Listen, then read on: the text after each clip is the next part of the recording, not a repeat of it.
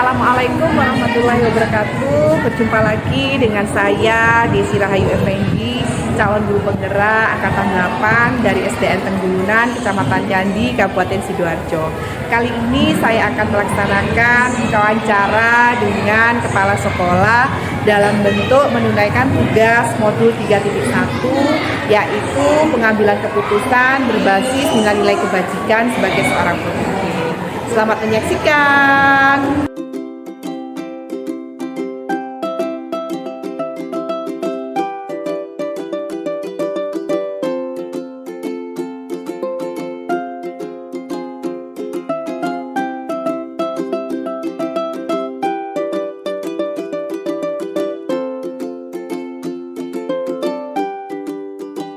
Assalamualaikum warahmatullahi wabarakatuh. Waalaikumsalam warahmatullahi wabarakatuh.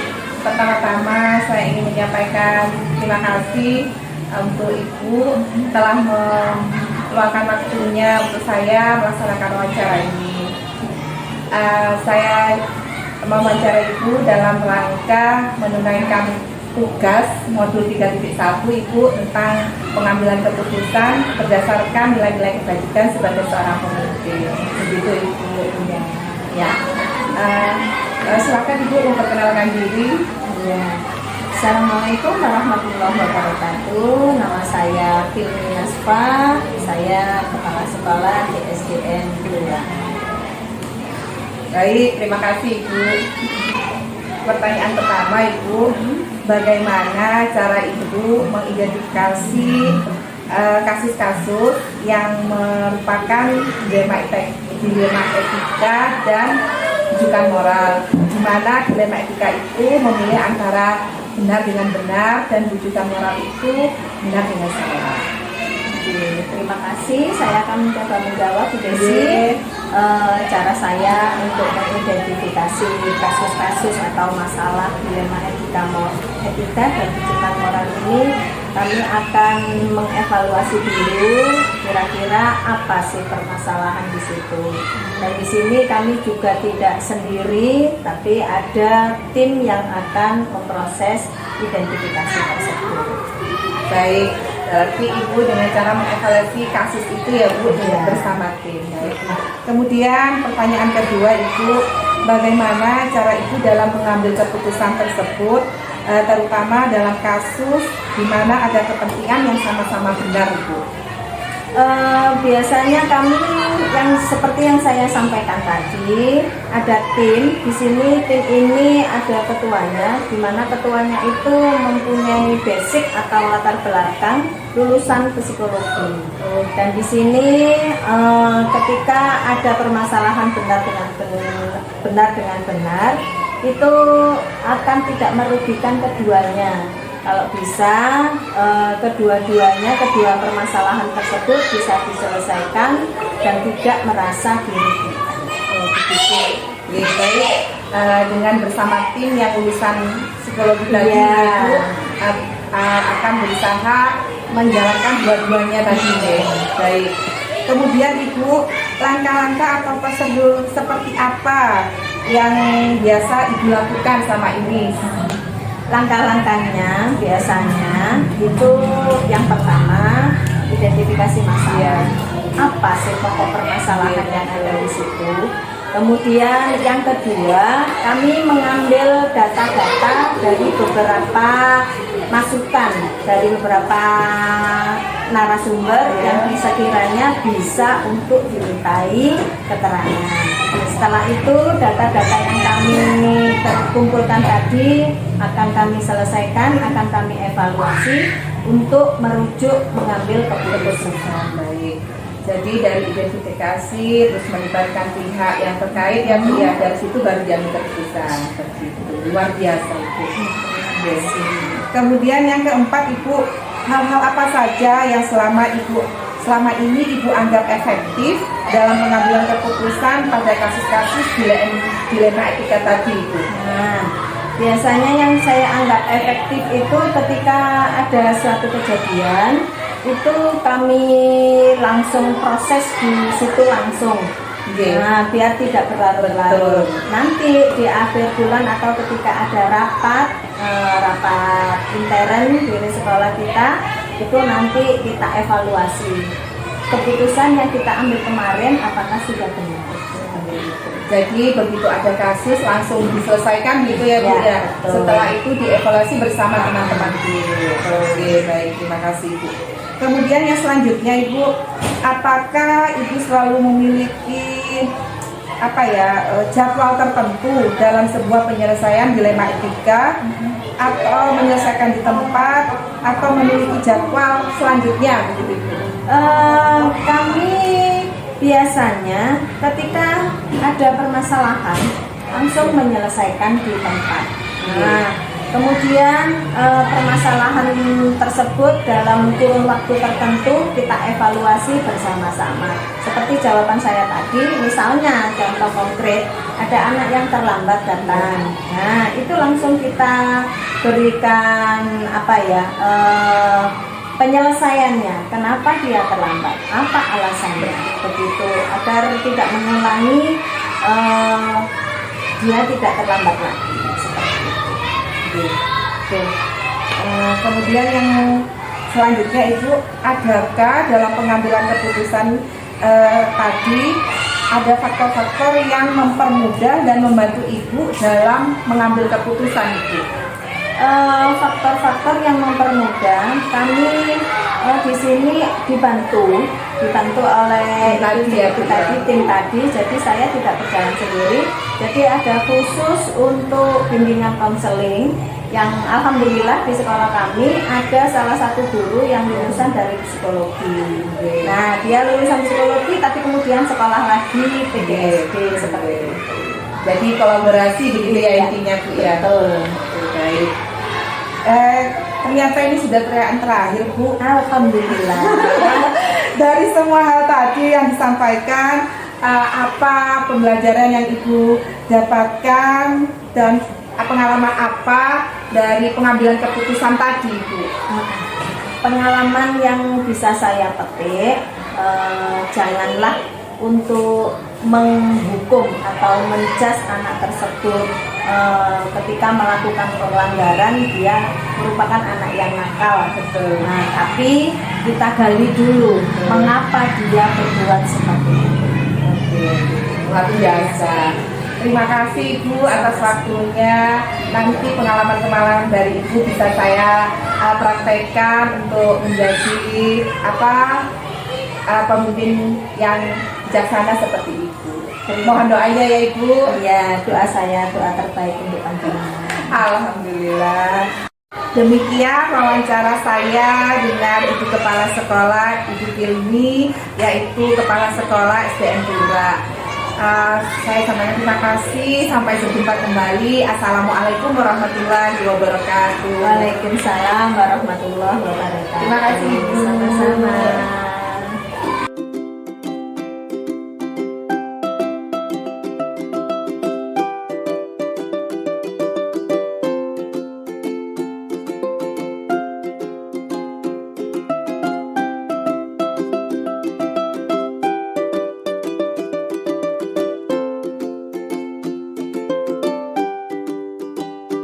Assalamualaikum warahmatullahi wabarakatuh. Berjumpa lagi dengan saya Desi Rahayu Effendi, calon guru penggerak angkatan 8 dari SDN Tenggulunan, Candi, Kabupaten Sidoarjo. Saya sudah bersama dengan Ibu Kepala Sekolah untuk melaksanakan tugas pada modul 3.1 mengenai pengambilan keputusan berbasis kebajikan universal sebagai seorang pemimpin.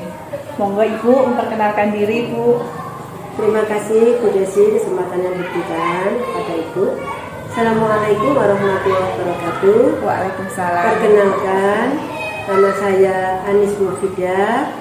Saya Kepala Sekolah SDN Tenggulunan yang saat ini sedang bersama Bu Desi dalam rangka memenuhi tugasnya sebagai TGP Angkatan 8. Semoga apa yang nanti ditanyakan bisa saya jawab dengan baik dan bisa menjadi tambahan nilai buat Bu Desi. Tapi sekali lagi yang perlu saya sampaikan bahwa semangat tidak boleh kendor sampai dengan tercapainya, sampai dengan dilantiknya sebagai guru PGP Angkatan 8. Dari saya mungkin cukup. Saya akhiri. Assalamualaikum warahmatullahi wabarakatuh. Waalaikumsalam. Terima kasih Ibu semangatnya. Oke. Saya langsung mulai ya Ibu. Boleh. Oke. Pertanyaan pertama Ibu, selama ini bagaimana cara Ibu dalam mengidentifikasi kasus-kasus pengambilan keputusan mengenai dilema etika, yaitu permasalahan antara benar dan benar dengan rujukan moral antara benar dengan salah, begitu Ibu. Terima kasih waktunya. Saya mencoba untuk menyampaikan bahwa untuk mengidentifikasi masalah benar dengan benar, memang kadang-kadang dilemanya itu kita merasa bahwa itu benar gitu ya. Tapi kita harus lebih jeli lagi untuk dipelajari, benarkah yang seperti itu sudah bisa dibenarkan, dan itu perlu dipelajari, diuji ulang sampai dengan kita benar-benar memahami bahwa kasus itu memang harus ditangani, meskipun kesannya benar ketemu benar, tapi pasti akan ada yang kurang benarnya. Jadi kita pelajari lebih mendalam, kemudian baru kita ambil tindakan. Kalau benar dan salah itu sudah pasti kelihatan, tapi kita harus lebih bijak menyikapi. Artinya kita tidak boleh menyalahkan salah satu pihak. Jadi kita lihat antara yang benar dan yang salah itu pendapatnya seperti apa. Nah, dari dua-duanya itu nanti kita ambil jalan tengah untuk menyelesaikan masalah agar semuanya bisa berimbang lagi. Gitu. Baik. Jadi pertama dikenali dulu kasusnya gitu, betul. Terus dicari penyebabnya, kemudian dievaluasi begitu gitu. Baru nanti dicari jalan keluar yang terbaik. Iya, luar biasa itu. Kemudian yang kedua, bagaimana cara Ibu dalam menjalankan keputusan di sekolah, terutama pada kasus-kasus tadi itu Ibu? Ya, kembali lagi untuk ambil keputusan kita tidak boleh kesusu ya. Jadi kita perlu lagi musyawarah, terutama dengan pihak-pihak yang ada kaitannya dengan anak-anak yang mengalami kasus itu. Satu contoh misalnya siswa dengan siswa, ini kelas berapa? Kita identifikasi dulu, baru nanti kita sampaikan ke wali kelasnya, jalan keluarnya seperti apa. Kalau wali kelasnya itu bisa untuk menyelesaikan masalah itu, monggo. Tapi kalau tidak, selaku pimpinan juga harus mengambil keputusan dengan tegas, tapi tetap kita mengedepankan humanisnya, karena anak-anak itu masih perlu banyak bimbingan, karena anak-anak seusia itu egonya luar biasa. Betul. Ya.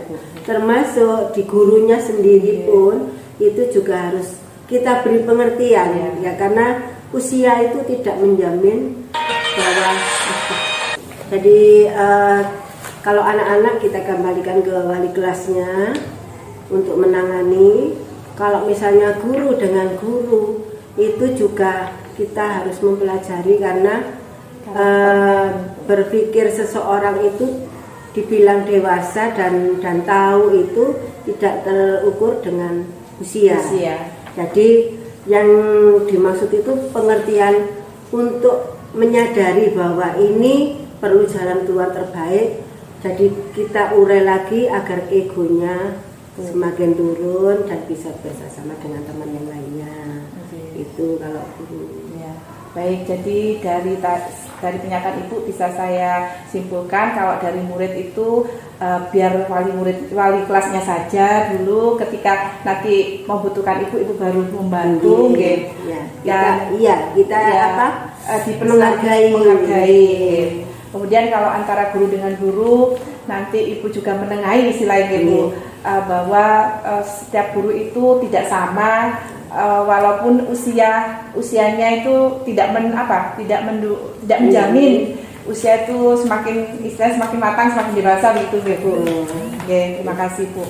Kemudian yang ketiga Ibu, langkah-langkah apa atau prosedur seperti apa yang biasa Ibu lakukan selama ini dalam mengambil keputusan gitu loh Bu? Kalau ada kasus seperti itu, biasanya saya mengumpulkan informasi dulu. Betul. Setelah itu nanti saya mencoba untuk mencari jalan keluarnya agar bisa semuanya baik-baik saja. Nah, setelah sudah ketemu, biasanya saya ajak untuk berembuk, bermusyawarah. Nah, di saat musyawarah itu kita sampaikan bahwa segala sesuatu itu harus dimulai dari niat yang baik, dan kita harus berasumsi bahwa seseorang itu bisa dengan kelompoknya itu dengan mengatakan bahwa bukan akunya yang dulu, bukan kaminya sekelompok kecil, tapi kita. Betul. Kita itu jadi keseluruhan, sehingga kalau ada apa-apa itu bisa terselesaikan dengan baik. Begitu. Kalau sudah merasa kita, berarti nggak ada yang namanya aku atau kami, itu nggak ada.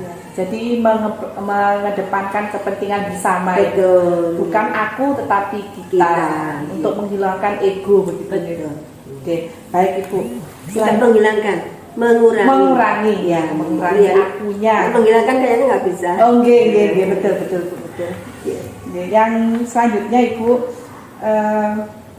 hal-hal apa saja yang Ibu anggap efektif dalam pengambilan keputusan, terutama dalam dilema etika? Ya, satu diantaranya keputusan itu harus segera saya ambil, yaitu tadi saya sampaikan bahwa yang dilakukan itu kurang tepat. Dan supaya tidak ada ketersinggungan, maka yang bersangkutan kita panggil secara pribadi. Jadi semacam wawancara mini di satu ruangan yang tidak diketahui oleh orang lain. Dalam memecahkan masalah ini. Kalau memang itu masih belum efektif untuk cari jalan keluar, maka dua-duanya akan kita pertemukan, kemudian kita cari jalan terbaiknya gitu, sampai dengan sama-sama menyadari bahwa akhirnya nanti merasa aku yang salah, bukan aku yang salah gitu. Jadi akhirnya kitanya tumbuh lagi gitu. Jadi diambil jalan pertama berdua dulu mungkin gitu. Kalau tidak menemukan solusi baru bersama-sama untuk kepentingan bersama. Baik Bu.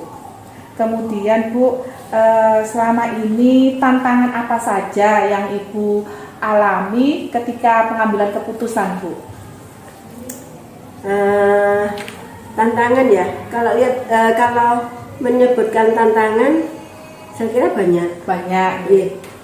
Satu diantaranya, kadang saya merasa mungkin orang itu atau yang bersangkutan itu ilmunya di atas rata-rata saya. Gitu. Jadi saya harus mengambil atau memilah, mencari celah seperti apa nanti sampai dengan yang saya sampaikan itu bisa diterima oleh semua. Betul. Jadi tantangan itu juga luar biasa buat saya.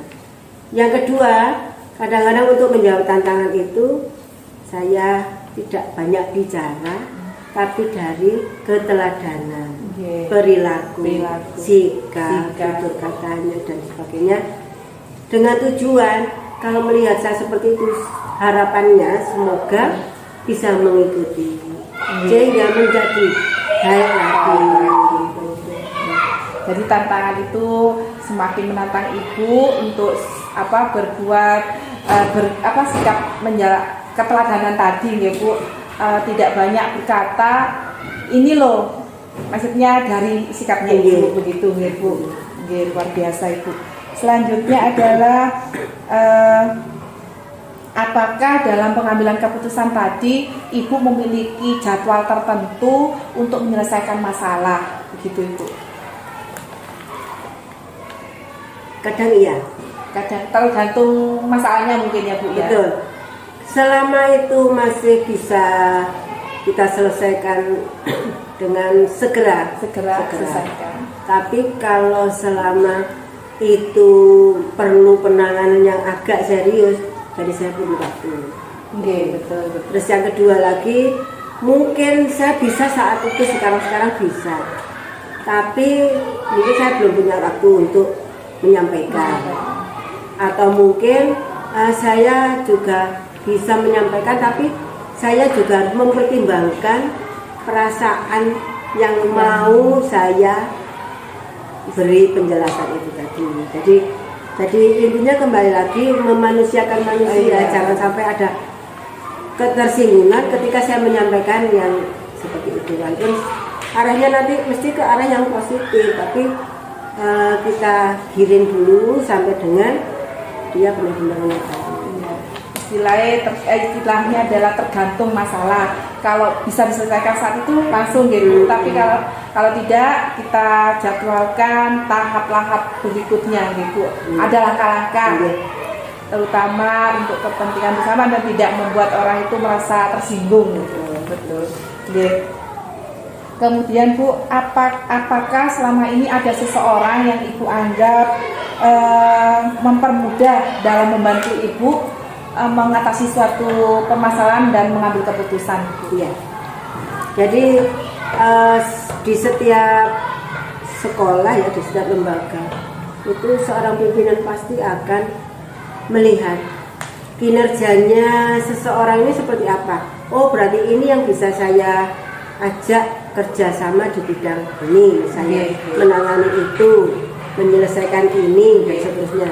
Jadi saya ya melibatkan mereka, karena bantuan itu sangat perlu buat saya untuk supaya semuanya berjalan seperti biasanya normal. Pasti akan ada satu, dua atau berapa orang yang dalam tanda kutip ya, saya pegang sebagai istilahnya itu yang bisa meringankan. Saya ajak sharing untuk menjalankan tugas-tugas yang mungkin belum bisa saya selesaikan sendiri. Baik, intinya mengedepankan kolaborasi gitu, bekerjasama dengan teman-teman guru yang Ibu saya merasa ini bisa yang ngoten gitu ya. Baik Ibu, alhamdulillah ini Bu sudah terakhir pertanyaan yang terakhir. Dari semua hal itu Ibu, apa hal yang menarik dan dari pengalaman Ibu dalam mengambil keputusan? Yang menarik ya, ketika mengambil keputusan itu semuanya sepakat, semuanya bisa menerima. Kembali lagi karena kita memang berkolaborasi, perlu kerjasama yang baik.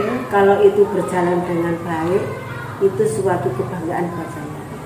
Jadi artinya tidak karena untuk saya pribadi enggak, tapi ketika orang itu mengerti apa yang saya sampaikan untuk kepentingan bersama dan bisa menjalankan dengan baik, itu luar biasa. Iya, betul Bu ya. Jadi apa yang menjadi tujuan bisa diterima dan dijalankan oleh semua pihak tanpa rasa berat mungkin. Oh ini loh ternyata enak, dengan senang hati begitu. Iya. Nggih Bu, terima kasih atas waktunya. Mohon maaf jika dalam wawancara ini Ibu mengalami waktu mau memberi waktu luangnya. Terima kasih. Assalamualaikum warahmatullahi wabarakatuh. Terima kasih Bu.